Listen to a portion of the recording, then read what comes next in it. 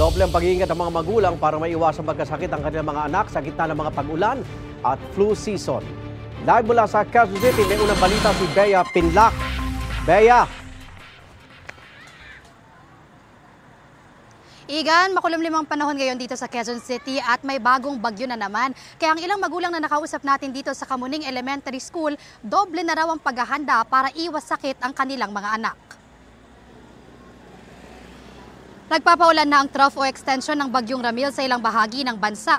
Bagamat wala pang direktang epekto ang bagyo sa Metro Manila, nakaranas ng kaunting pag-ambon sa ilang parte ng Quezon City ngayon dahil sa thunderstorm. Ready ang mga estudyante pati kanilang mga magulang nakapayong at nakajacket.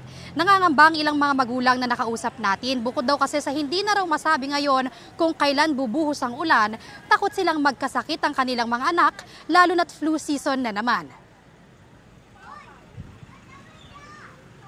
Siyempre pumapasok sila, kaya yun ang inaano namin. Kung nag-aalala po ako, may biglaan lang.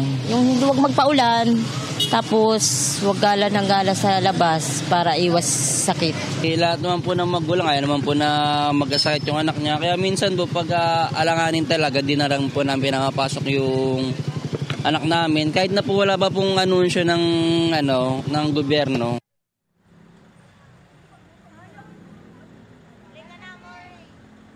Sa mga kapuso natin na lalabas ngayong umaga o ngayong araw, huwag pong kalimutan ang inyong panangga laban sa ulan at pati na rin sa init.